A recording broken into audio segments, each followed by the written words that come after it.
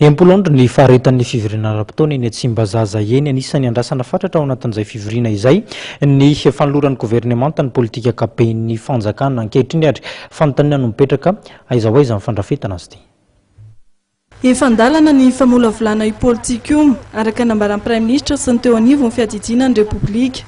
Tsy ho ela hoy ny Prime Ministre Kolo Rocher dia atolotra ny antenimieram-pirenena ny politika akapoben'ny gouvernemanta. Présentation de programme, izay ilomnareo dolo ampisaodrovina azy ty.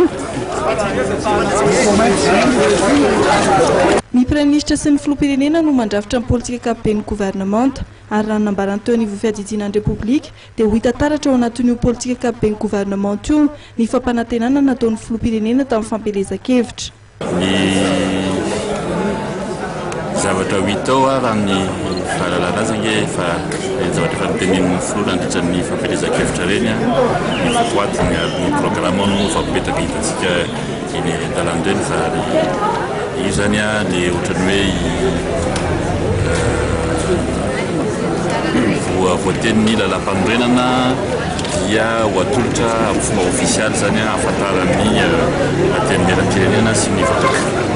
Raha nambaran'ny tale kabinetra ny fiadidiana ny Repoblika dia any fiandohan'ny herinandro avy izao no mety hanoloran'ny Prime Ministre eo anatrehan'ny solombavam-bahoaka ny politika akapoben'ny gouvernemanta.